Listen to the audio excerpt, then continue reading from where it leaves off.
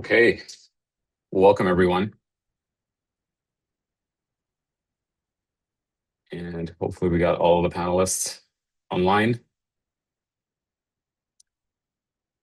So thank you everyone for joining us for our conversation today on transnational repression and vanishing narratives.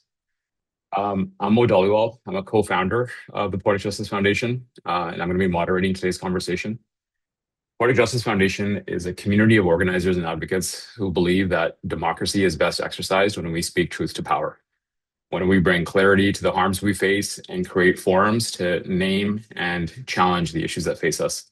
So that naming is what's happening, plainly, accurately, out loud. And that in itself is a political act. And that's exactly what today's about. So before I introduce the extraordinary people that you're going to hear from, I want to spend a few minutes doing something we don't usually do on panels like this, but I want to hand everyone the background, not to tell you what to think, but so that we can spend the rest of our time actually going deeper than the headlines instead of just catching up to them. So there's a frame that this whole conversation exists in. Over the last 3 years, the governments of Canada and the United States told their own citizens that the government of India directed a campaign of violence, extortion, and assassination on North American soil, targeting 6. A Canadian citizen, Bhai Hardeep Singh Nijjar, was murdered outside a Gurdwara in Surrey.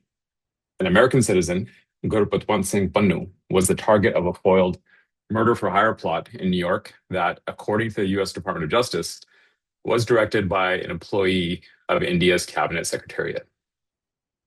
2 prime ministers, an RCMP commissioner, the FBI, the US State Department, the Foreign Interference Commission of Canada, US Commission on International Religious Freedom, and the Canadian Security Intelligence Service all said in their own language that this was a state-directed campaign and it violated our nation's sovereignty and our citizens' safety. But today, a different story is being told. Trade deals got signed, diplomats have come back, and senior officials are quietly saying that there's no evidence of Indian government involvement, that what we're actually looking at is organized crime. It's a gang problem, it's a Bishnoi problem, it's a Punjabi problem. And that's the new narrative that's overriding what had previously been established by police, intelligence services, and government. So as we talk today, I want to give everyone 3 thoughts to sort of hold in our heads that will help us follow what the panelists are going to unpack. And the first is transnational repression versus transnational crime. So transnational repression is what the state does when it reaches across its borders to silence, punish, or kill dissidents in another country. It's a human rights violation. It's a violation of the target country's sovereignty. And these violations trigger certain duties for the host state to protect its people and for the international community to respond. Whereas transnational crime comes from gangsters and triggers police investigations and prosecution. Now, the move from the first framing to the second isn't a result of new evidence. It's a matter of political convenience. It shifts the focus from state level to street level. It shrinks the response from diplomacy and sanctions to criminal charges at a press conference. And it obscures the victim, shifting from a community that's under coordinated attack to a set of unlucky individuals who got caught in some crossfire for gang warfare.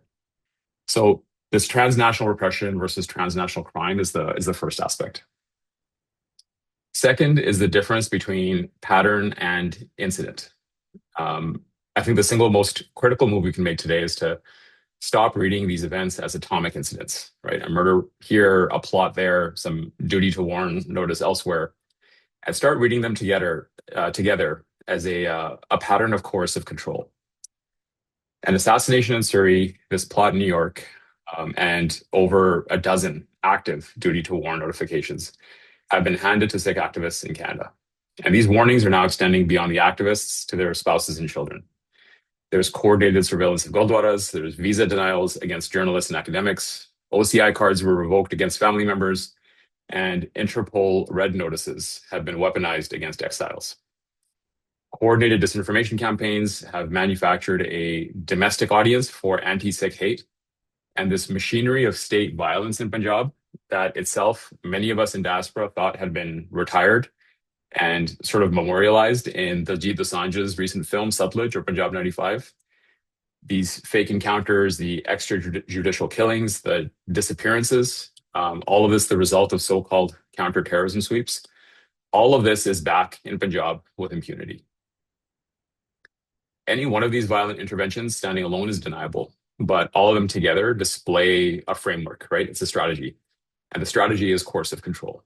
And that strategy has as its goal not just a body count of silenced activists, but wholesale submission of a community. And because this is happening on Canadian and American soil, it's sort of a submission of the host state as well. So this pattern of coercive control versus the narrative of random incidents is the second aspect. The third is manufacturing a new reality, because we're going to be told repeatedly that we just imagined it all, right? So let's put a few things on the record. In September 2023, the sitting Prime Minister of Canada stood in the House of Commons and said that Canadian security agencies were pursuing credible allegations of a link between agents of the government of India and the killing of a Canadian citizen. He called it an unacceptable violation of our sovereignty. In November 2023, the US Department of Justice unsealed an indictment describing an Indian government employee directing a murder for a hire plot on US soil. In October 2024, the RCMP commissioner said there wasn't just intelligence, but evidence that a campaign of violence and coercion in Canada was linked to the highest levels of the Indian government. And Canada expelled 6 Indian diplomats, including the High Commissioner, as a result of that. In October 2024, the US Department of Justice named Vikash Yadav, an employee of India's cabinet secretariat, as the director of the plot to kill Gurpatwant Singh Pannu. And in January 2025, the Hogue Commission concluded that India's targeting of the Sikh community in Canada is increasingly aggressive and violent, and named India as the second most significant foreign interference threat to Canadian democracy. In February 2026, Nikhil Gupta, the man charged with executing the plot to kill Pannu on US soil, pleaded guilty in a US federal court. And in the same moment the governments were telling us the threat is over, the RCMP is still delivering duty to war notifications, now extended to family members of Sikh activists, as previously mentioned, such as those of Maninder Singh. And it's sort of like an Orwellian 1984, right? The government is telling the public that today our reality is the opposite of what they said before. And they're sort of relying on this apathy and amnesia to overwrite their own public record. They foment doublethink, wanting us to believe that the truth that they shared is now a lie, and that the more current and expedient lie is now the truth. So what motivates the government to fabricate a new reality, especially a reality that runs counter to the country's sovereignty and the safety of its citizens? So that motivation to rewrite the truth is the third aspect. So why today? Why talk about this now? This conversation is a bit of a public service announcement.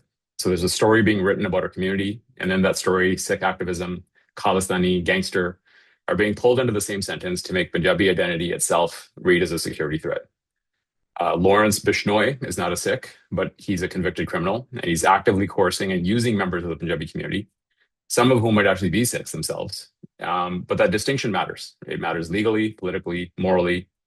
And there's also a story being written about our countries. And in that story, Canada and the US are governments that will name a sovereignty violation when the news cycle highlights it, but then forget about it when a trade file demands something else. And that story has consequences that reach far beyond Sikhs, because every dissident from every diaspora, be they Chinese, Iranian, Russian, Rwandan, Eritrean, Turkish, they're all watching to see what a country like Canada or the United States actually does when its own citizens are targeted by a supposedly friendly state. So the answer we set today is the answer that's going to set a precedent. So the thesis that we're starting today, and I want to put in front of our panelists, is this. The murder by Hardeep Singh Nijjar and the attempt on Gurpatwant Singh Pannu are not singular incidents. They're visible fragments of this coordinated pattern of coercive control. And that pattern is directed by the Indian state at communities that they've decided are illegitimate, be they Sikhs, Muslims, Kashmiris, dissident Hindus, journalists, human rights defenders. And its target isn't just those communities, right? Its target is really any country that provides these people the safety to raise their voices. So Canada and the US aren't these neutral venues for some Indian domestic thing. They're the second order target. And their governments have two duties: to protect their citizens and to defend their own sovereignty. And both those duties are being abandoned. So now let's go deeper and discuss all of this. So we have some very active and knowledgeable people with us today. I'm going to introduce each of them briefly. And then I'm going to open by putting a specific question out there that lives squarely within their wheelhouse and maybe goes past this picture I've just painted. Um, Joining us today is Arjun Sethi, a human rights lawyer and adjunct professor of law at Georgetown and Vanderbilt, and the editor of American Hate, Survivors Speak Out. He chairs the American Bar Association's Committee on Military Justice and Homeland Security. He has worked with Muslim, Arab, South Asian, and Sikh communities across the United States for the better part of 2 decades. And he's one of the very few people who can speak to how the legal infrastructure of transnational repression fits inside or fails to fit inside the American civil rights tradition. We're also joined by Gundaskar, a lawyer called to the British Columbia Bar and a director of international affairs for the World Sikh Organization of Canada. She holds a master's in peace and conflict studies from Bradford, where she wrote on the unresolved conflict in Punjab after 1984. And she was the first Sikh Punjabi Canadian to complete the OHCHR Minority Rights Fellowship in Geneva. More recently, Gundas attended the hearings on Quebec's Bill 21, or secularism law, against religious symbols at the Supreme Court of Canada with the WSO's legal team. And also joining us is Prabjot Singh. He is legal counsel to Sikh Federation Canada and director of research and policy at the Khalistan Center. He holds an MA in South Asian Studies from SOAS and a law degree from Dalhousie. His practice focuses on the intersection of transnational criminal law, immigration, and the racialization of terrorism offenses. He's the lawyer who cross-examined the Prime Minister of Canada and senior CSIS, RCMP, and global affairs officials at the Foreign Interference Commission. If anyone in this country has looked the state in the eye on this file and asked it on the record to explain itself, it's Prabjot. So over the next while, we're going to start asking them to expand on the frame that I presented, go into the legal, political, and community consequences that come out of it. And I challenge everyone to disagree where necessary. And where you see something that the rest of us don't, I really want you to name it. And at the end, we hope to land on one thing: what this community and the people who stand with it can actually do next. So let's begin. Prabjot, you were in the room. You cross-examined the Prime Minister as part of the foreign interference inquiry. And between 2023 and 2026, what did the state say on record, and what's the state saying now? And, a sort of immediate follow-up to that, like, what was the point of that whole testimony if it can so easily be disregarded? Waheguru ji ਕਾ ਖਾਲਸਾ, ਵਾਹਿਗੁਰੂ ਜੀ ਕੀ ਫਤਿਹ. So I think the core piece of that question, what's underlying it, what we're actually trying to get to is the reason for the contrast and understanding what's the explanation for why the state and the government and various agencies have pivoted or kind of done this U-turn. And I think the first thing that we have to do to kind of lay the stage is we have to kind of unpack what the reason for that surprise is in the first place. And so whether we look at our reality here through the lens of racial capitalism or as a settler colony, is understanding how race intersects with this entire scenario, and understanding that the state is essentially, it's different networks of power. And where we are kind of in that totem pole, I think bringing a race back into this conversation is fundamental for us to understand why we're being treated or spoken about in a certain way, and had it been a different community, what that response and reaction would have looked like. But the other thing is also, like, we are looking at 2023 and 2026. The history of Indian transnational repression and their targeting of our community, as we all know, goes back more than 4 decades. The difference and the explanation between that contrast between 2023 and 2026 is the political and economic interests of the state in those various points in time. So if we look at the reality of Indian transnational repression and foreign interference in Canada, it's not that Canada first learned of this in 2023 and was shocked and surprised. In 1987, Canada expelled 3 Indian diplomats who were accused of doing the exact same thing that Pavan Kumar Rai, that Sanjay Kumar Varma, and the other diplomats that were expelled in 2023 and 2024 were doing back then. So the state knew. And so even when we go back to the Trudeau era, in 2018, when he made his trip to India, at that point, when he came back, there was a report by the National Security and Intelligence Parliamentary Committee that looked into allegations of foreign interference and disinformation at that time. Most of that report was entirely redacted. So the public never actually learned about what foreign interference and targeting from India actually looks like. But the state knew fully well. And when Trudeau comes back from that trip, it's sick activists and leadership all across the country that are criminalized, are tagged and targeted as extremists and terrorists, put on no-fly lists, bank accounts closed, scrutinized and harassed by RCMP and CSIS, including people like by Hardeep Singh Nijjar, who was ultimately assassinated in 2023. So the surprise shouldn't be there for us. We should understand that the state operates according to its own interests. And even in 2023, when the story broke, a lot of us in this space had been talking about at that time that there's a political interest at play of how countries like Canada and the US view India's role in Asia as a counterweight to China and trying to bring it into the fold, breaking it from Russia and kind of its own kind of geopolitical kind of positioning in the region and bringing it further into the Western camp. And as things have shifted, once Trump came into power, the tariff war with Canada, Canada's kind of economic interests required different economic partners. And it has been touted as this golden child. So I think, so two things to sum up is the state operates according to its interests, not according to some kind of moral consciousness that we know doesn't exist and isn't there. And number two, Canada has known about this problem and has failed to act and has failed to actually be transparent and speak about it and shed light on it before, during this entire episode over the past 3 years. And unfortunately, that's still ongoing now. A lot of this is still shrouded in secrecy, other than some of the political statements that are made by government officials. I mean, on the narrative side, it seems almost sort of, I think, unbelievable, right, for the average citizen if you were to tell them that the state will compromise its own sovereignty, risk the harm of its own citizens. And so that, I think, for a large part, seems to almost be bypassed in the narrative. And it's seen as a community problem that Punjabi gangsterism that it's kind of being conflated with now. But this whole narrative change that's taking place, we'll put this one to Gandas. Who benefits from this narrative change? And what do you think like an actual coordinated state response would look like to such a coordinated diaspora attack?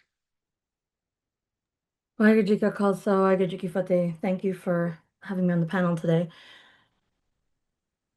I believe many of us know the answer to this question at the most obvious level, but the first and foremost is the government of India that benefits from the narrative change, not just from a trade or economic perspective, but in essence, that it wipes the slate clean for them.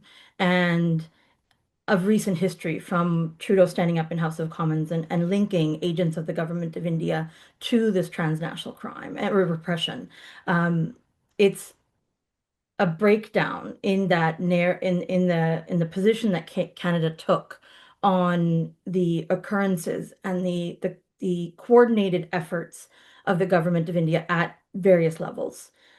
Not only does it represent a strong signaling that the Canadian government officials of a new beginning, but it's key that it helps minimize the extent that GOI represents inside Canada a threat, and amongst particularly wider Canadian society that we all are a part of.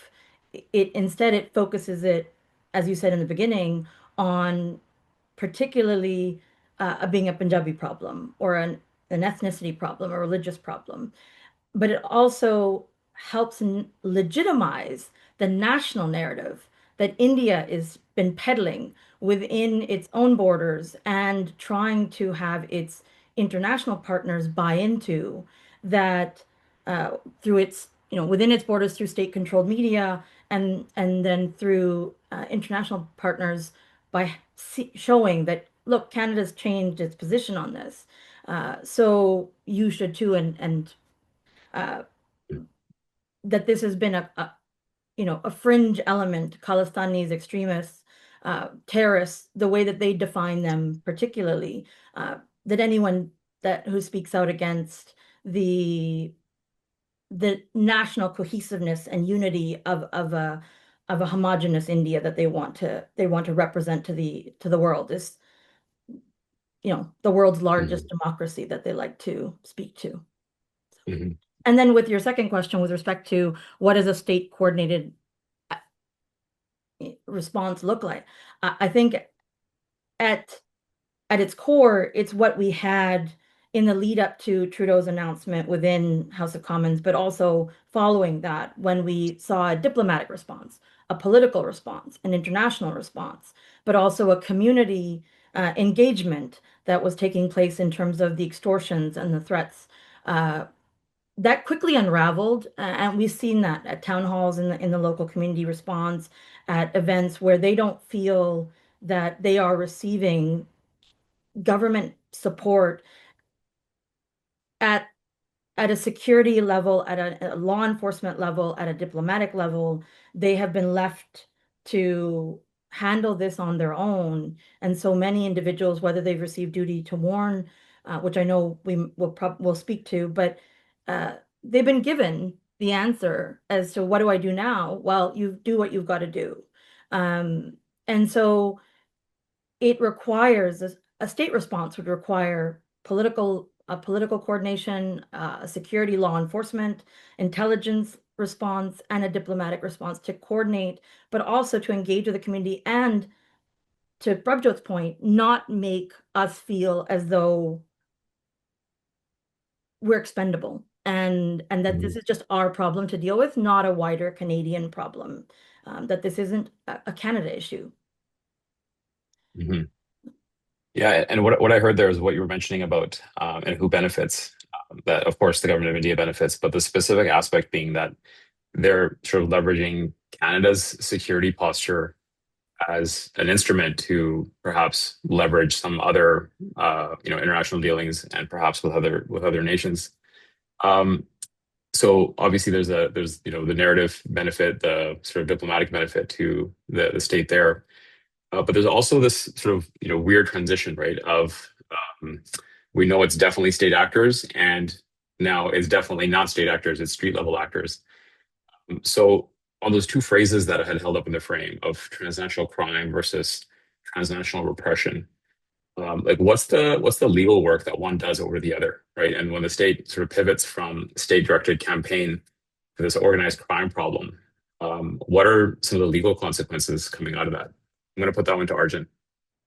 Hi, everyone. Can you hear me okay? Great. Thanks, everyone, for joining us on a Saturday. I just want to start by sort of underscoring the gravity of the shift. It wasn't so long ago that the Washington Post reported that Amit Shah, Modi's second in command, knew about the North American assassination program. And now here we are because of changed geopolitical circumstances, and the narrative is shifting from transnational repression to transnational crime. And so what does that mean from sort of a legal perspective? Well, first, transnational repression, being repression that is carried out under the authority and support of the state, allows for a variety, as Guntas pointed out, of legal tools. So in response to transnational repression, you can see sanctions, you can see the expulsion of diplomats, you can see the closing of registered intelligence officers, the expulsion of intelligence officers, all the things that you would expect a state to do to protect their citizens when a foreign state reaches in and tries to assassinate, right, foreign nationals. And some of those things we saw, right? We saw some of those things in Canada. We didn't see as much of that in the United States. We saw obviously a prosecution in the Southern District of New York. But the moment you switch from transnational repression to transnational crime is the moment you then switch to having a systemic conversation about the state. Who knew, who was responsible, who was involved, what was the chain of command, to having conversations about more individual actors, right? Individual level prosecutions, sort of ordinary, everyday criminal justice prosecutions. And so also, as Gunthas pointed out, it allows the Indian state to wipe their hands clean. It allows the Indian state to say, this is not our responsibility. We weren't involved. And so don't bother invoking some of the human rights instruments that you have invoked. Don't bother engaging diplomatic intelligence tools like expulsion, sanctions, and the like. Instead, just focus on these individual criminals and the illicit acts that they're carried out.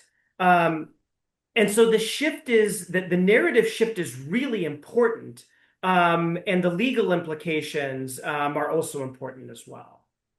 Mhm. I'm actually going to ask you another follow-up, Arjun. Just seeing as you're the only American on this panel, you're going to speak for the American legal system and Sikh community at large.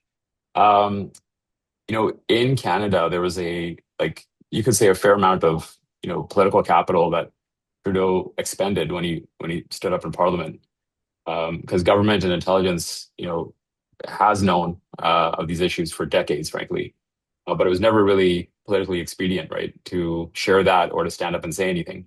But this moment came where he did stand up, the statement was made, and it seemed like there was no going back from that. It seemed like there was no turning point. And so in Canada, we've seen a complete pivot. It's a 180-degree shift, and now the entire story is being rewritten. Was there a moment like that in the U.S. as well? Because we obviously understand that this plot involving Nikhil Gupta was foiled, and intelligence was shared coming out of that, but we didn't necessarily see the same shift in posture one way or the other. We asked desperately for it, right? The Biden administration chose, for the most part, private diplomatic channels for accountability.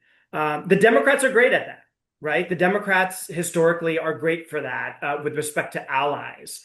And I mean, as you know from the timeline, at the very same time that Modi was addressing the United States Congress, that he was welcomed to the White House for a state dinner, he was plotting, right? His government was plotting to murder Sikhs across North America. And so we never truly got the kind of public reckoning and accountability that you all had. And so now, fast forward, we've also seen, for example, and this may seem unrelated, but it is related, right? Adani had a pending criminal prosecution in the United States just 2 weeks ago. Those charges dropped because geopolitics, economics and trade absolutely rules and reigns triumphant under this administration. And so certainly there's been a narrative shift here too, because there was very good journalism coming out of places like the Washington Post talking about the ways in which senior echelons of the Indian government authorized the assassination program. But there was never that political accountability. There was never that political reckoning. And so we haven't felt maybe the narrative shift as concretely as you all have. Mm-hmm. And in that narrative shift, Gundas, there was a period of time where Prime Minister Trudeau was being held up as some bumpic superhero for his statement at the time. And now there's been this entire 180, as I said before. So what's the community response been to this narrative change up here? Like there seems to be, like, yes, we've had a few town halls, there's been some conversations that really have been generated by the community.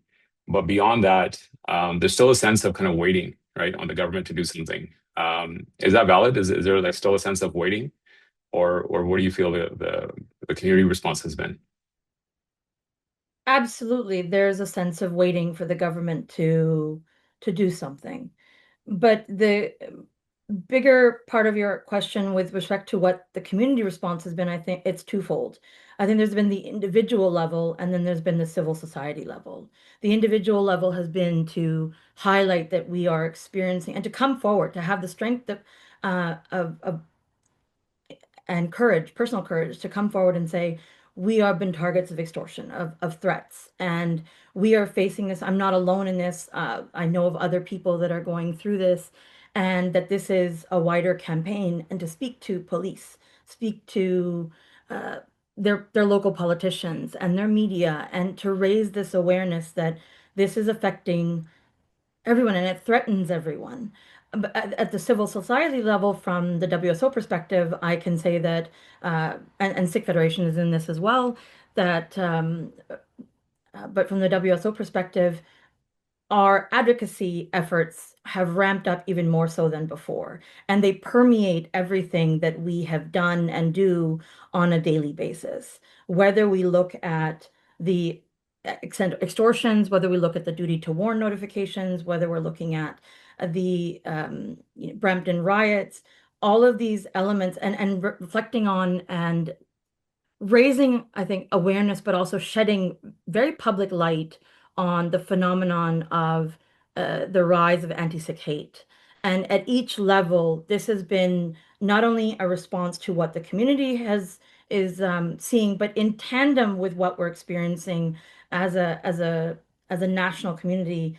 Um, and part of that is also working with politicians to say, what do you need from the community to raise this in your portfolios, to raise this within your circles and at the government levels, whether it's municipal, provincial, federal. And so one of the elements was, and we published our anti-Sikh hate report, was data. They needed the data. And this is not something Mhm. we're hearing from just the community, and we're also seeing from police, but also from politicians. They needed the numbers to be able to associate the phenomena and what we're experiencing as a community. So we sought, government funds and grants to be able to do that and go out and collect this information. For the first time in Canadian history, we have actual tangible numbers and disaggregated data around what Sikhs are experiencing. So the part of that is also testifying before Parliament, whether it's at the Hope Commission or it's on C9, C12,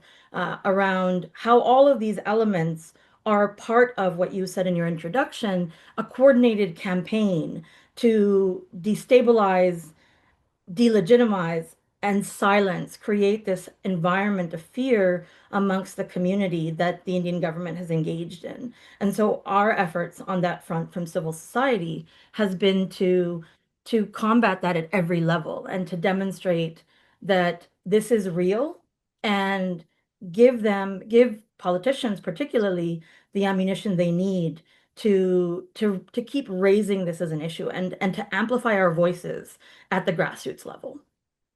Mhm. So, I mean, you mentioned the whole commission, and probably I put this one to you just because it's so stark, right? On the one hand, finding the increasingly aggressive and violent, I think was the quote, foreign interference threat from India, and then stopping short of actually like naming anything. I'm not sure if recommendations came out of that. If they did, they certainly didn't filter into general public awareness. But what's the biggest accountability gap here? On the Canadian context.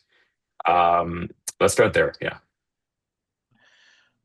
So I think it made it very, very kind of short and blunt in terms of the gap. I think the main thing is transparency. Is like we've been talking and dancing around or talking around this entire conversation is that the tidbits of information we've gotten are in select political statements made by politicians or government officials when it suits them and based on their interests in a specific moment. There hasn't been any meaningful transparency and meaningful investigation into the depth and breadth of India's activities in Canada. So when we look at the commission, I think kind of taking a couple of steps back to give people some context who maybe weren't following very closely, or it's also a very convoluted bureaucratic kind of process, right? The Foreign Interference Commission wasn't set up to look at Indian transnational repression or India at all. And again, this goes to what I was saying in my initial response is that Canada has known and has chosen explicitly not to act time and time again.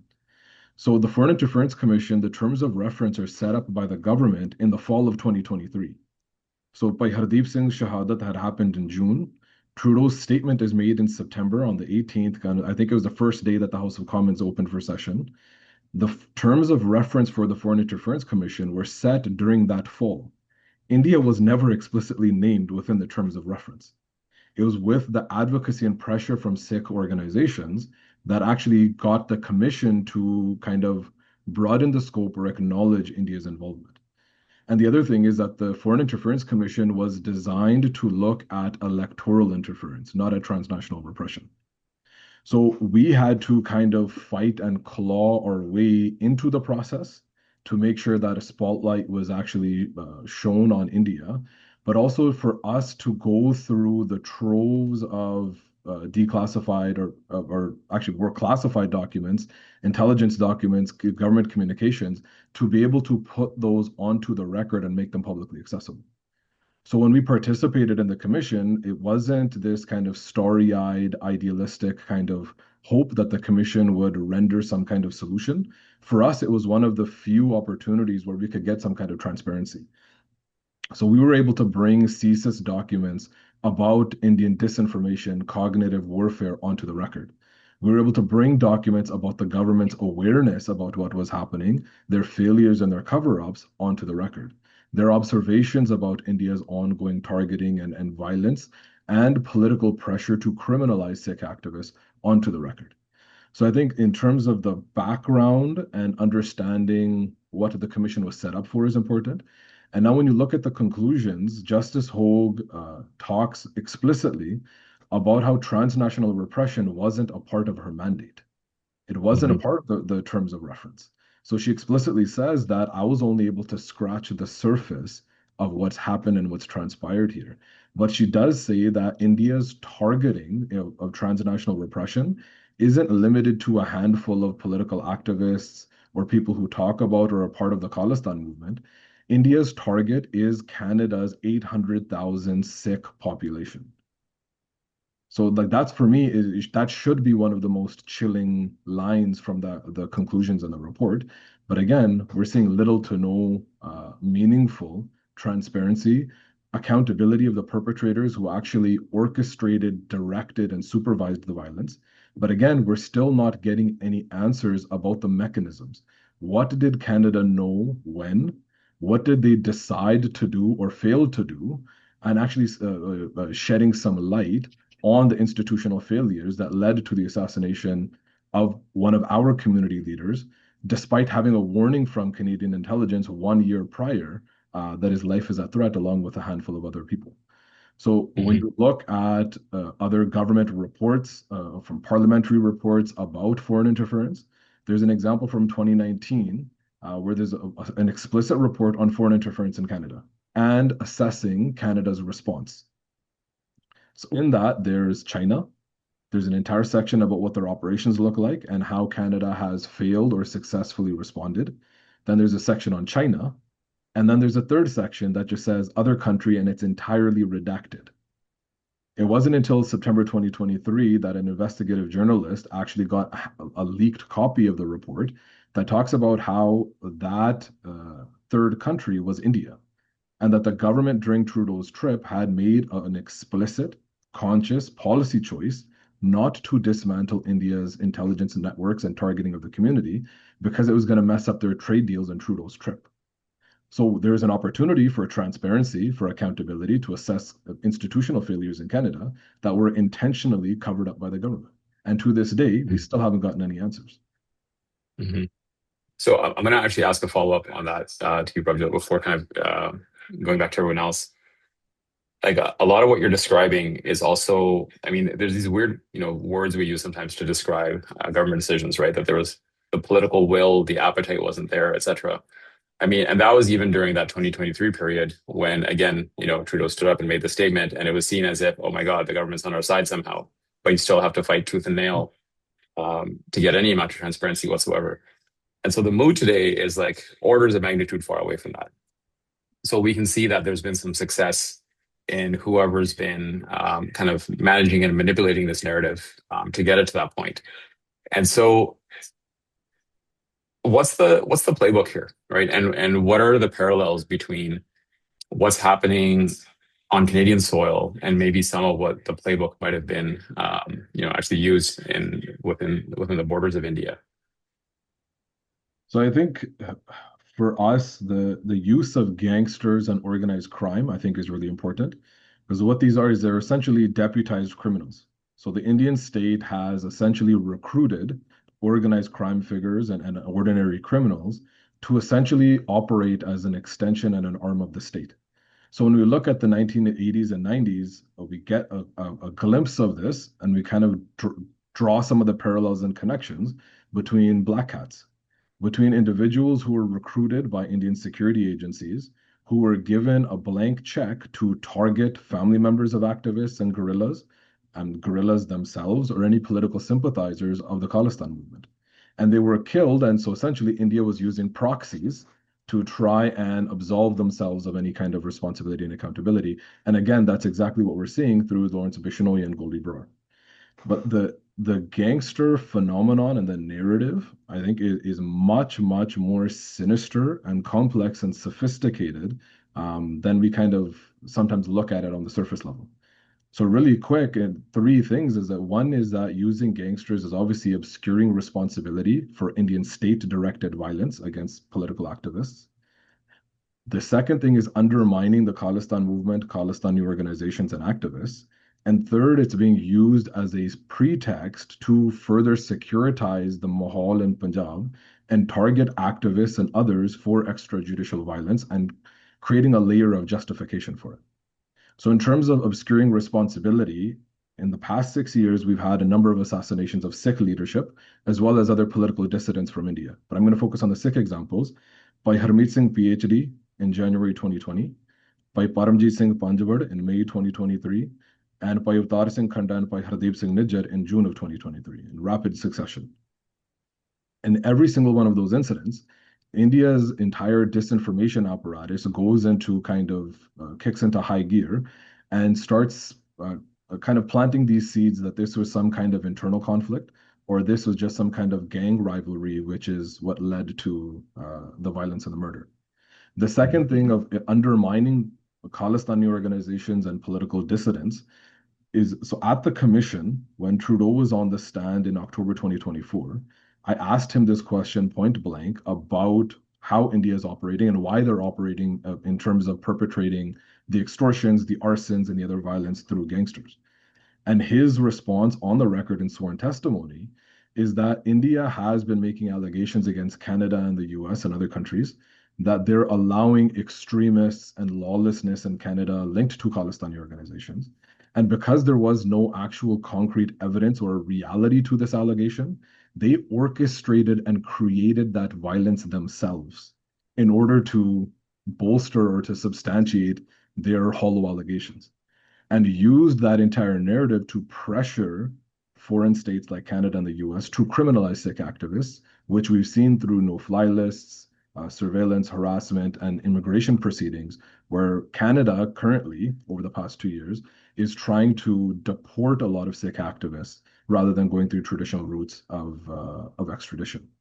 And the third thing that I think this conversation around transnational repression doesn't fully close the loop sometimes is about the realities in Punjab. So using this gangster phenomenon, they're also targeting political activists, Sikh leadership on the ground in Punjab by using these proxy gangster groups, number one, but they're using the narrative of quote unquote narco-terrorism against Khalistani organizations to use UAPA, which is their anti-terror legislation, which they've already been using against Sikh activists, but to ramp up the scale and the kind of the weight that's being kind of thrust down on activists. But also, and you kind of alluded to this in your opening remarks, is this kind of renewal of fake encounters. So using this pretext of narco-terrorism, Indian security agencies in Punjab over the past 2 years have engaged in dozens of extrajudicial killings and encounters that have resulted in the maiming of different individuals and young Sikh men who are being targeted as either gangsters or Khalistanis or both. So this pretext and this gangster narrative is incredibly sinister and sophisticated, and we have to understand on both sides of the oceans and across continents how it's operating to justify and orchestrate violence against our community, as well as justifying and creating a pretext for state kind of legal responses that clamp down on political activists. Mm-hmm. And Arjun, I mean, for all of the reason that Prabhu just described of the playbook that exists in Punjab and how aspects of that are making their way into diaspora communities. How much of this is kind of filtering into, general awareness, whether it's politically, legally, in community in the US? It could be our bias of just living here, but we're obviously a very tiny community in Canada, but Sikh diaspora here is still a greater percentage of population than the Sikh community in India, even. But the number grows, markedly tinier when you get to the United States. So, how much of this is even being prioritized, looked at? Is it even on the agenda? It's a very fair point, right? And I think Prabhjot's right to say that we have not had meaningful accountability, whether it's in the United States or Canada. While Trudeau's remarks from the floor of the Canadian Parliament were something, for example, that in the United States we looked at and thought, wow, great, could we get an acknowledgement like that? The political levers just don't exist here. I guess I would just lift up a few different points. One, the Indian government is extraordinarily good at propaganda, right? They do this in two forms, right? First, they do it through censorship, and transnational repression also takes the form of censorship, right? It takes the form of coming to gurdwaras and engaging in surveillance, which happens in the United States for sure, happens in Canada for sure, confidential informants, censoring social media feeds. And then producing disinformation, like what we're discussing today. Not misinformation, but disinformation, information that is intentionally false, that's meant to mislead.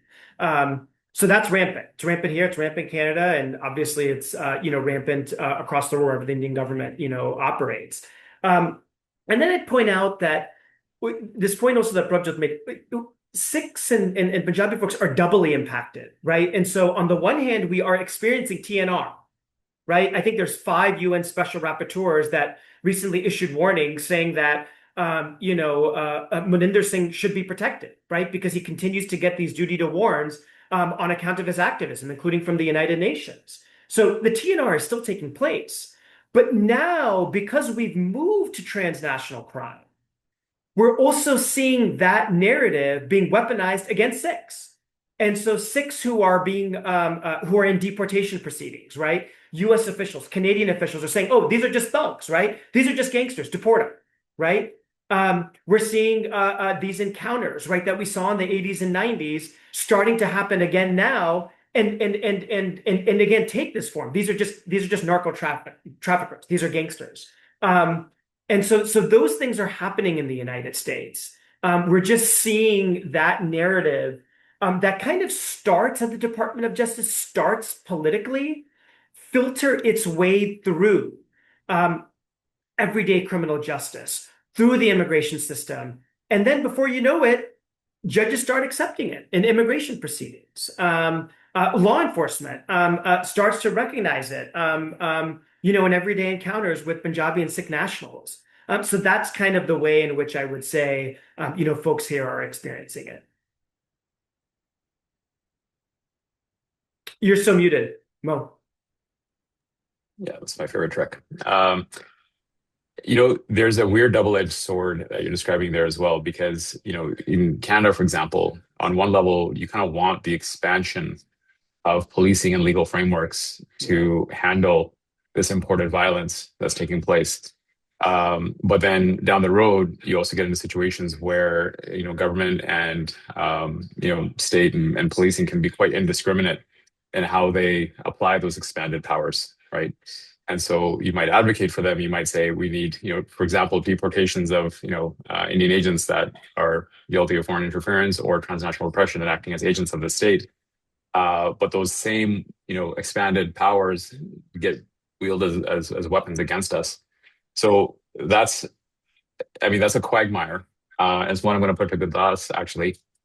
WSO with its advocacy and issues that you're working on, is there something specific you guys are advocating for today that intersects with TNR, that brings the community response and posture to the government or elected officials to try to parse out the nuances of, on the most like racist flattening of a community, to say, yes, they might all look the same, but this is a remarkably different attitude and position they have against each other, where one is here as a citizen of Canada, trying to find safety and build a life, and another has been sent as an agent of a foreign state to suppress and coercively control this community. So I think at the core of our advocacy has been what Arjun and both Prabjot have spoken to, in that there are so many questions unanswered that the government of Canada, it has not come forward and revealed what it knew, what it did, how long has it known, and that their initial position in 2023 was that there was credible information of agents of the government of India were linked to the violence that had come to Canadian soil and had assassinated by Hardeep Singh Nijjar. And so our advocacy has constantly been to raise those issues and to highlight the gap, to address the issues that we as a community are experiencing, but also that it presents a wider threat to all of Canada.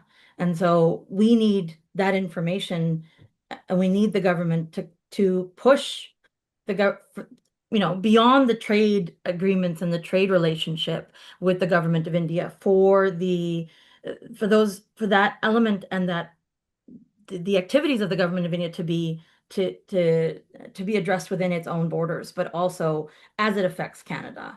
And so Mhm. because who it's harming is not just the Sikh community in Canada. And you and I spoke about previously about what are grievable bodies. And so and Prabjot's comments related to this as well, the race element in it and who is expendable. So but the wider and so the whole commission spoke to this as well about that transnational repression doesn't just come from India. We're facing it from a number of actors, and by allowing this to continue with such a prominent country as India, we're opening the door to other actors to continue and to ramp up their efforts. It's alluding to a sense of impunity on those actions. And so our efforts have been to raise that this is not just a sick issue we are facing it gravely, but at the same time, it represents a much wider threat, and the opening for Canada to become this place where so many governments believe that they can act without any kind of Mhm. repercussions or consequences. Mhm. I mean, If you I know, could, sorry, Mo, if I go could for just it. jump in on that, because I think kind of Absolutely. to pick up off what Guntas was saying, is what acknowledging that the lack of any kind of meaningful repercussions or accountability against the individuals that have actually been named as perpetrating and orchestrating this violence. Pavan Kumar Rai was the raw station chief that was expelled in September 2023. Sanjay Kumar Verma was the High Commissioner who was expelled for being a part of the criminal government nexus that collected intelligence and information on Sikh activists, funneled that back to their intelligence agency, RAW, and Amit Shah, who was their Home Affairs Minister, who then passed along the information to proxy groups like Lawrence Bishnoi and Goldie Brar to actually orchestrate that violence. Those individuals, Amit Shah, Sanjay Kumar Verma, Pavan Kumar Rai, and others. Samantha Goyal was the chief of RAW and mysteriously retires right after these assassinations occur. So, actual consequences and repercussions for these individuals is the only clear way that the government can actually meaningfully say that they took some kind of concrete action. So, whether that's criminal prosecutions, whether that's targeted sanctions that have been applied in other contexts, is the only clear way to actually target those individuals, not who the street level thugs who pulled the trigger, but the ones who paid them and gave them the orders or agreed to wipe their criminal charges in India clean in exchange for engaging in this violence. But I think the other thing that's almost more important in my mind, because like we talked about in the beginning, the state is going to operate according to its own interests. The biggest thing that we can get out of this entire scenario and that we need to push for is transparency. How do we establish a non-partisan, credible investigation, some kind of mechanism to get to the bottom of what actually happened? What did Canadian officials know? When did they know it? And did they fail to act?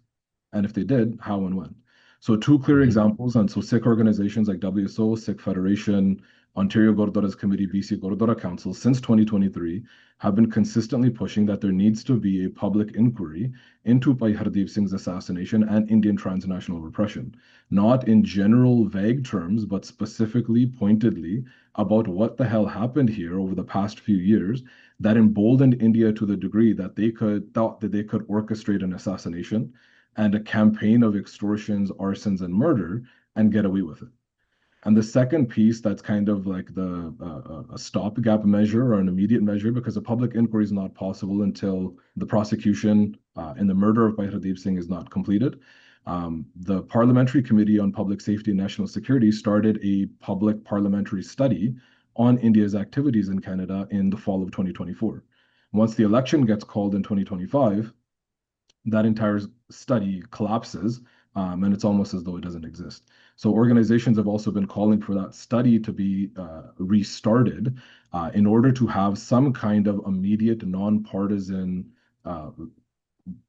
venue to actually get to the bottom of what happened here and how and why Canada failed to uphold its most basic responsibilities that it claims. Mhm. So those basic responsibilities is actually what I was going to touch on, because it takes it from like the state to state level, the sovereignty, level, which sometimes can get a little abstract, right? Even us when we're in a conversation, it's quite far removed from the everyday experience of being under threat and living under that fear.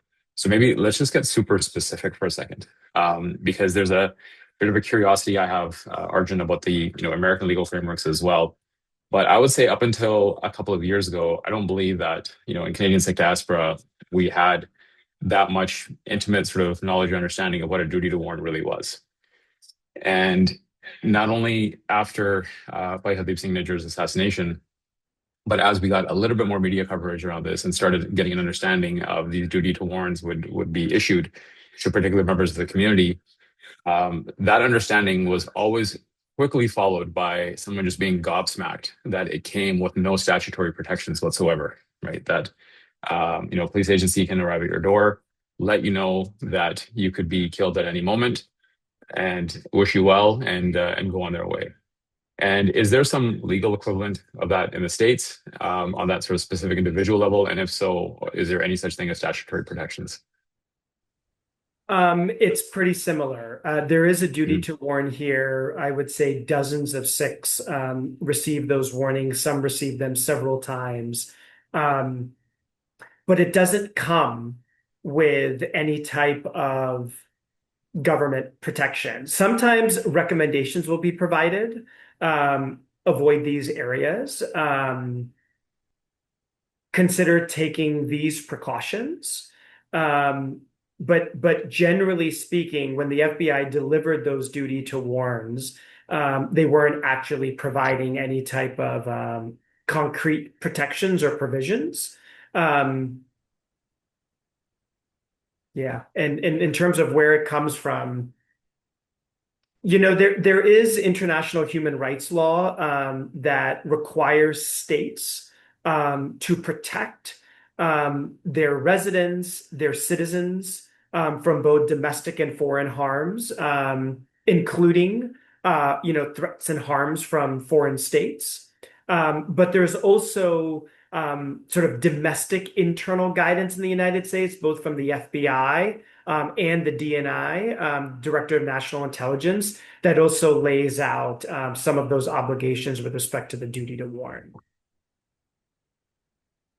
So we're going to start moving the conversation into a little bit of, what can we do next? And that's sort of where that question was coming from, right? Because I think there's an active posture of moving forward, asking government for transparency, asking for more action at the transnational repression level. But then there's also sort of like a defensive posture that says, while that's going on, we have people at risk. And what can we do, frankly, to advocate for their safety, security, protection while they are at risk? I'm going to pull up some questions that we actually got from our attendees today. One of them is, I think it's kind of in that vein of narrative and community narratives again, of how should Canada and the US address organizations that are posing as human rights or diaspora groups while acting as foreign government proxies, and thereby influencing communities and distorting this public understanding. So, are there legal frameworks around this in Canada, and how could Canada, US governments deal with this? And these are going to be open questions, so we'll put those out to anybody that wants to respond. I'll just say real quick, it's really challenging. And in the US side, transnational repression has become more diffuse. And so there are these sort of Hindutva elements that are showing up in meetings with law enforcement, with government. In one of the most sort of well-documented cases by the Sacramento Bee, Jakara, a civil rights organization based in California, was called a Khalistani terrorist organization. Their executive director, Deep Singh, was called a Khalistani, terrorist, and Deep isn't actually active, on these issues. But it's hard to know the individuals who are in these meetings. Who are they acting on behalf of? Are they getting support from the Indian government? They're clearly aligned with the politics and the values of the Indian government. But there are these legal gaps precisely because these foreign powers are now using these proxies, whether it's gangs, whether it's professors, whether it's foundations, whether it's these organizations to sometimes do their bidding. And sometimes there's also just independent organizations who aren't actually coordinating with the Indian government. They just happen to have very similar beliefs as the Indian government.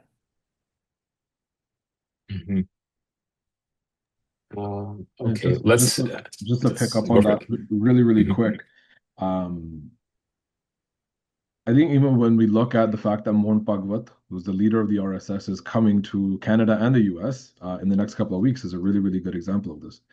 And again, in my mind, it's very clear that if the state had an intention, an interest, or will to do something, they would.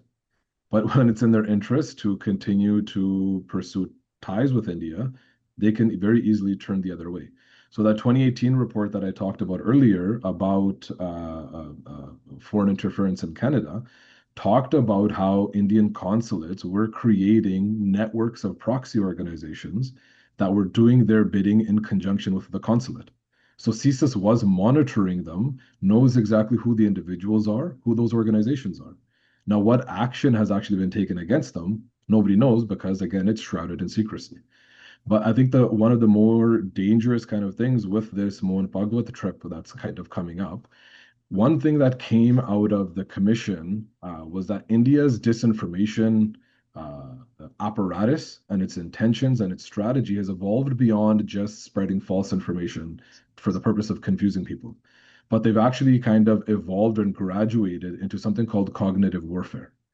Cognitive warfare effectively uses social media, digital technologies, and neuroscience, not just to confuse people or bombard them with false information, but to manufacture false realities and impact and control and direct people's perceptions and their decision making, whether that's civil society or government actors. And so when we look at the gangsters, for example, that's a very blatant, clear example. The other example is this narrative that's been kind of being amplified by Hindutva adjacent organizations is this idea of Hinduphobia, that any kind of criticism of Hindutva or the government of India or its policies or its violence is somehow Hindu-phobic or targeting Hindus as a religion, which we know to be completely false. But we have to kind of be able to pinpoint and identify exactly what's happening, be able to document it. And in my mind, I don't have any kind of hopes or aspirations that the government is going to do the right thing. We have to do the work and implement the means and mechanisms and generate the capacity to be able to monitor and counteract and defend ourselves on our own terms. I mean, the reliance on government is going to be like kind of a segue into the next question, because I think it's a bit of a typical one that we get in community circles sometimes, but it is sort of interesting because it points to an underlying expectation. So I'm going to read a couple of these that are overlapping from the attendees. And when I say the typical ones, it's like, why are Sikh MPs not willing to put internal pressure on the PM?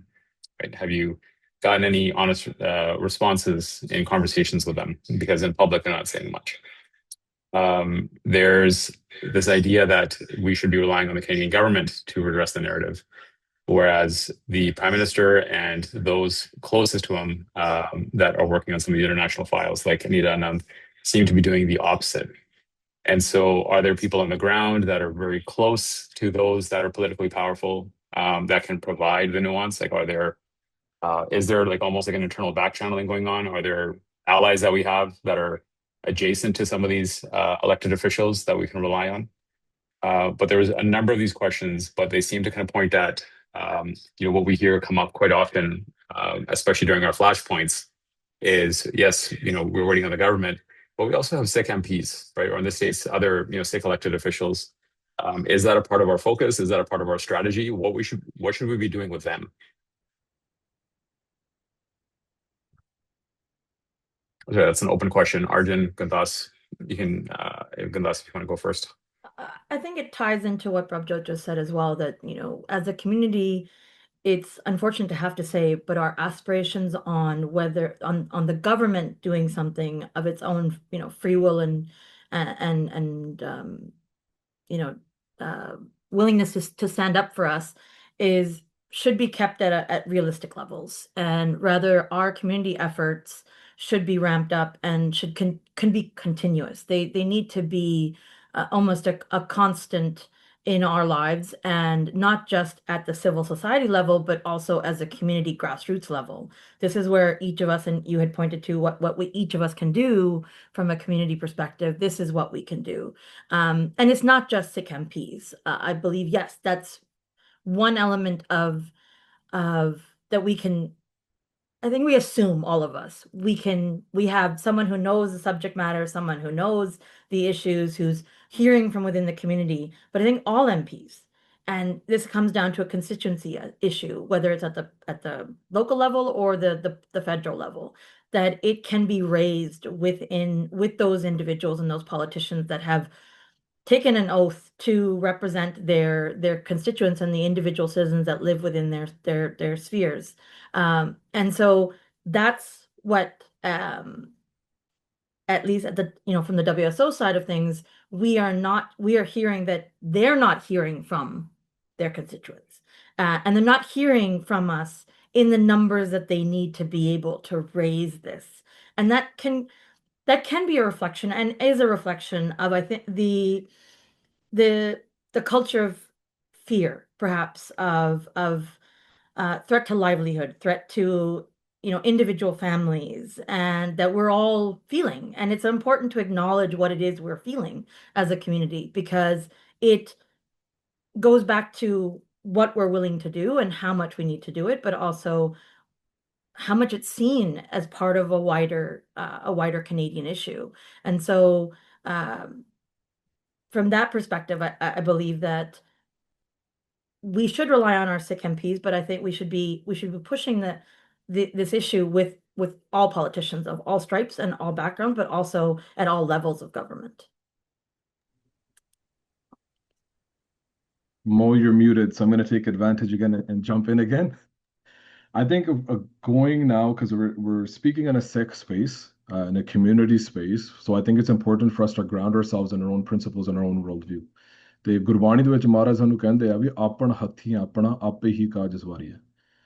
That we have to essentially take our own destiny into our own hands, and we have to resolve our own affairs on our own, where we can never be dependent or reliant on anybody else.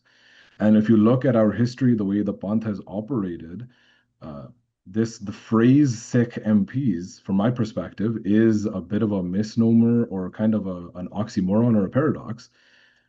We look at these individuals who sworn an oath to the king, the queen, to the state, to represent their constituents. So we have to keep in mind that they're not Sikh representatives, they're not Sikh leaders, they are Canadian politicians representing their constituency. And we can't and shouldn't rely on them, particularly given our history over the past 8 to 10 years, After 2015, 2016, we saw the largest number of Sikh MPs elected in Canada's history. And the amount of harm and violence done to our community by the government of Canada since then, after Trudeau's 2018 trip and the criminalization of Sikh activists, was on an unprecedented scale. So I think we really need to put that reality squarely into focus and recognize that it's our own community-based grassroots power, our gurdware, our jathebandiyan, our organizations that have the capacity and power and the means to deliver the solutions and deliver the work that we want to see.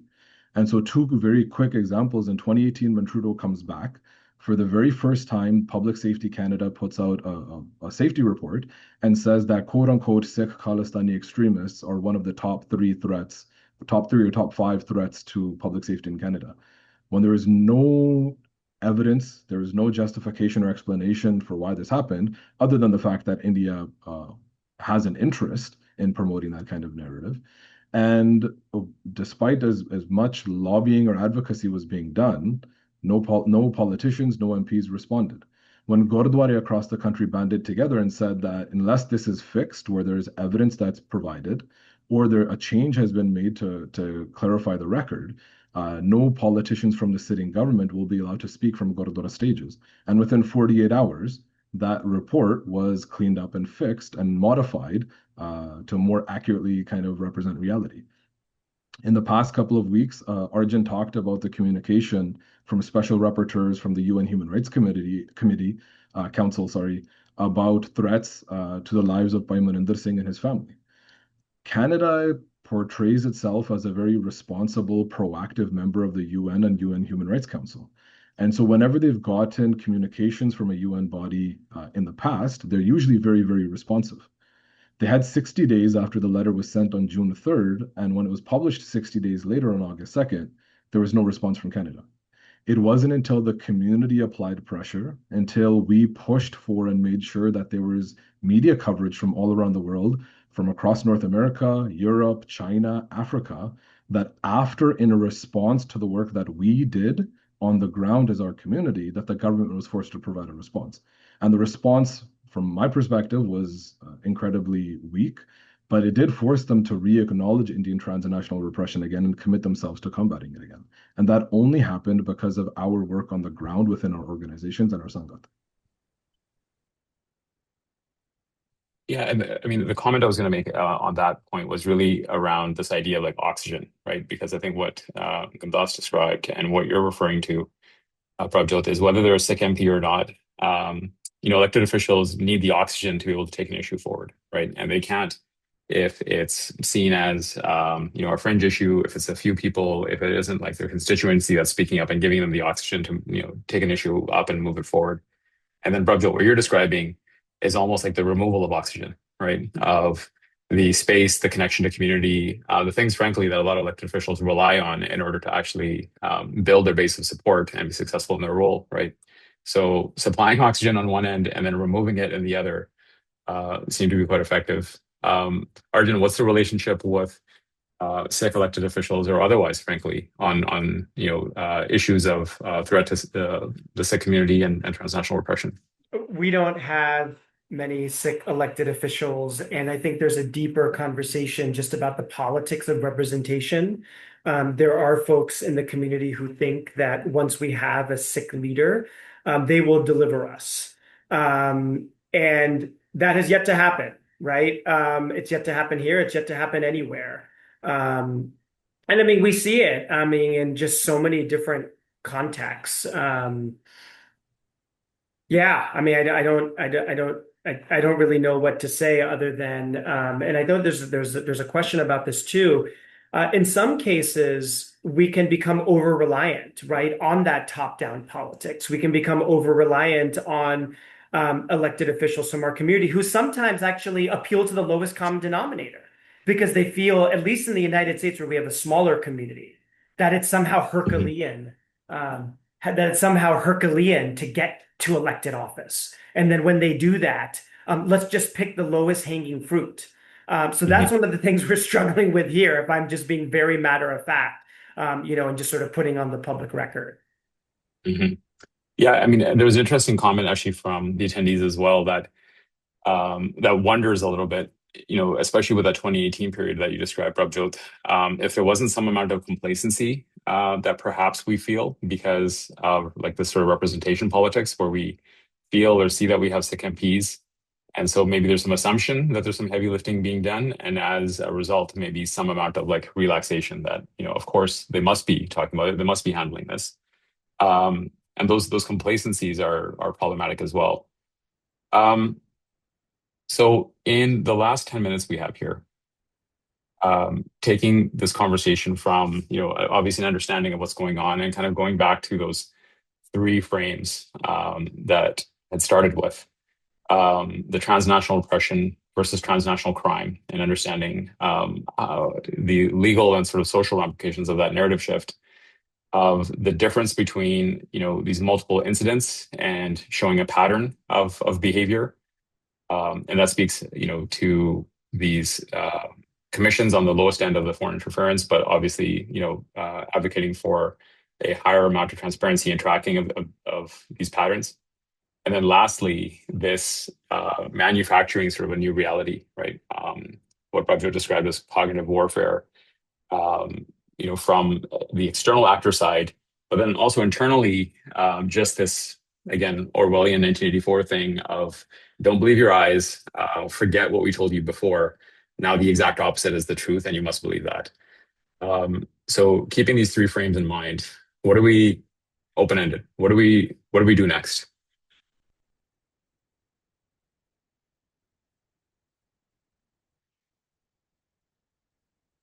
It's a big one. Who wants to start? Should I put it to Arjun? I think first we start by just sort of naming what's happening. And so again, thank you to everyone for joining us today. And not letting it just sort of slip and slide, right? Like we need a lot more from the Canadian government. We need a lot more from the US government. And at the same time, there's been a lot of really important work from the individuals and organizations represented on this webinar and others, I'm sure, who've joined today to document, right, the threats against our community. And so we got to keep that up. We got to keep that pressure up. We have to understand that politics sometimes is like a second and third derivative when it comes to actually achieving, the kind of freedom and liberation we want. And so continuing to think about what those other levers are, whether it's community mobilization, community engagement, international advocacy, solidarity, right? Lots of countries engage in TNR, making sure that India is mentioned alongside Saudi Arabia, Russia, and Israel as other countries that regularly engage in it, making sure that we're building those alliances, with those communities. And that's something that in the United States, I've been very much trying to do, making sure that those advocacy, communities know about us and include us in those discussions. I'll just jump in here. The points that Arjun make are very valid and need to be at the forefront of our thoughts. But I think also to your point before, and Prabjot's about complacency and these assumptions that we have that when we have representatives that somehow they're going to do the heavy lifting. And it even comes at the grassroots level, the civil society level. We have the WSO, we have SickFed, we have, Jakarta, we have INSAF, that they're going to do the work that we as an individual can't do. But and I say this knowing that there is a level of perhaps helplessness amongst individuals. And I'll just add to Arjun's points that I believe as an individual Sikh, each of us need to not only apply the Sikh worldview, but also acknowledge what we are feeling and what we're going through, and that we are feeling frustrated, that we're angry, that we're all of those pieces, and we have that sense of helplessness, but also that there are individual asks or tasks that each of us can do. And I say this as someone part of an organization that acknowledges there is a risk to doing what we do at an organizational level. There are so many of us that take that risk on a daily basis, and we understand that not everyone in the community is willing to take that risk. But that doesn't mean that the buck stops there or that you cannot do something. So to add to Arjun's point, there are always things you can do, and those include amplifying the work that the organizations that are representing you are putting forward, whether it's with the media, whether it's with politicians, whether it's with local law enforcement, even on social media, acknowledging and recognizing when we see sick hate or propaganda and reporting it. There's also raising awareness. So becoming aware yourself of the actions and the efforts being taken on your behalf.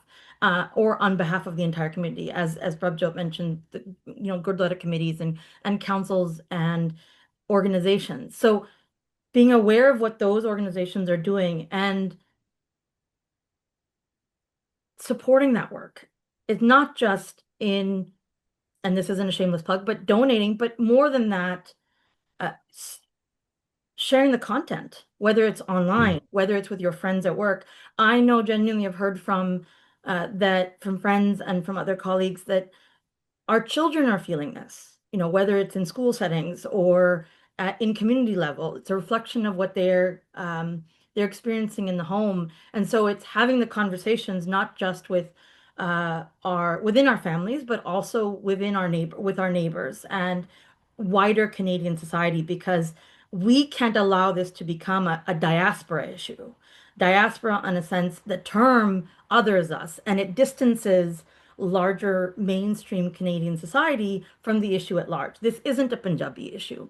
This isn't a Sikh issue. It should be something that Canadians are feeling. It's our neighbors, our coworkers. And so amplifying it in that respect is important, and being willing to have the tough conversation, to go through the information and acknowledge the narrative shift. Beyond that, it's acting. And if you're not perhaps in a position to come forward and volunteer time or to take up those conversations, then it's in even more, I would say, what could be deemed behind the scenes act, writing the emails. When organizations have campaigns, when we ask you to, let your MPs know, your local politicians know, it's sending that voicemail, booking that meeting. No one needs to know what you're talking about. You don't need to tell anyone. It's acknowledging and coming forward when you're facing a threat or an extortion and call in that. So it's recognizing where you're willing to get involved and how you can fight that complacency. Mhm. I'm going to add just one more dimension before throwing it to Prabhjot about what's next. A couple of questions have come up. And I think, both Arjun and Guntas kind of spoke to this a little bit as well in terms of the amplification of narrative. There's this idea of solidarity, right? And solidarity can happen at the community and social level to help amplify each other's narratives, find common cause, and develop a bigger picture so we can advocate better for community. But there's also solidarities on a real kind of mechanistic level, right, of working with the UNHCR and bodies like that. So on the what's next piece, could you maybe speak to what you think we need to do next, but also on this piece of solidarity and how to better leverage it? Yeah, so I think on the solidarity piece, I'd agree 1,000,000%. I think recognizing solidarity as an extension of us building our own community's power on our own terms at a grassroots level, rather than relying and being dependent on government or other bureaucratic institutions, is fundamental to how we've always operated as Sikhs. And even strategically, the reality is when the government is completely icing us out and has no interest or care for our safety, security, our survival, is recognizing that we need to build broader partnerships with people who are also impacted and targeted by state violence, whether that's in Canada and the US or whether that's in India itself. And I think recently, so WSO did a press conference in Ottawa recently with a number of Muslim organizations and civil liberties organizations against Mohan Bhagwat's coming and presence in Canada. And I think that's a great example. And I think other Sikh advocacy organizations and Gurdwara and community organizations are building those same linkages with academics, with media, with other civil society organizations, with human rights organizations, with other mechanistic systems like you talked about, Mo, with the UN Human Rights Council, the Inter-American Commission on Human Rights, and other bodies that actually do this kind of work. And in terms of going forward, though, I want to step back a little bit and say what we need to do is transcend and move past just talking about transnational repression.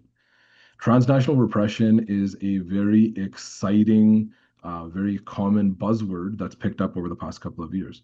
But for us, qualitatively, what's happening is not different from what we've been experiencing with the Indian state for the past several decades.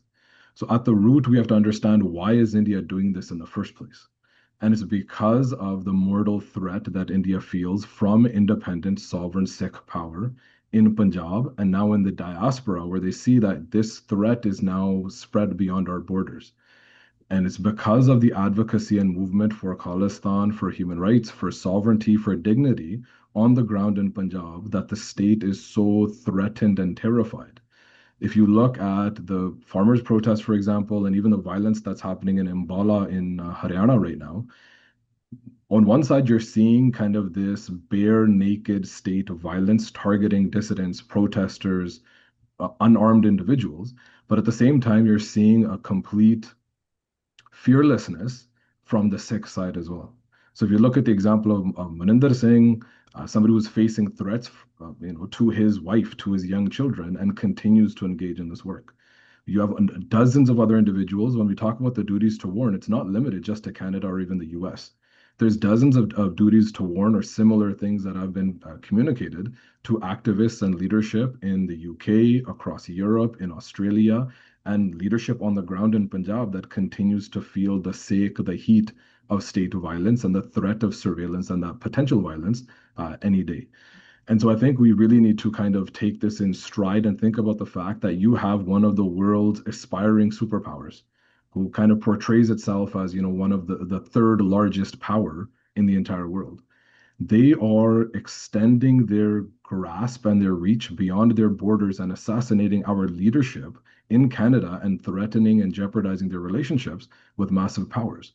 For me, I think we should also take that with a sense of pride that we're doing something right and India is threatened by us, which is why they're taking this kind of drastic action. So I think mobilizing, solidifying ourselves within our own Sikhi and our own individual Jivan, but also mobilizing and organizing ourselves at a local level within Sangat, within our Jathebandiyan, to continue to build this power, this samartha and capacity on our own terms for our own sovereignty and for our own dignity, rather than handing that responsibility over to some kind of government or bureaucratic institution. I don't know about you all, but I think that's a great note to end on. I'm going to thank everybody that joined us today, all of the attendees that came through, and for your very insightful questions. I want to thank the panelists, Arjun Sethi, Vandaskar, Prabhjit Singh. Thank you so much for the time you spent with us this morning and the time you spent preparing for today's webinar. Again, this was put together by Portage Justice Foundation. If anyone wants to learn more about our work and the work that we do in anti-racism, anti-caste initiatives, social justice overall here in Canada, please visit portagejustice.foundation, and we'll catch you at the next event. Thank you all. Waheguru Ji Khalsa, Waheguru Ji Ki Fateh. Waheguru ji ਕਾ ਖਾਲਸਾ ਵਾਹਿਗੁਰੂ ਜੀ ਕੀ ਫਤਿਹ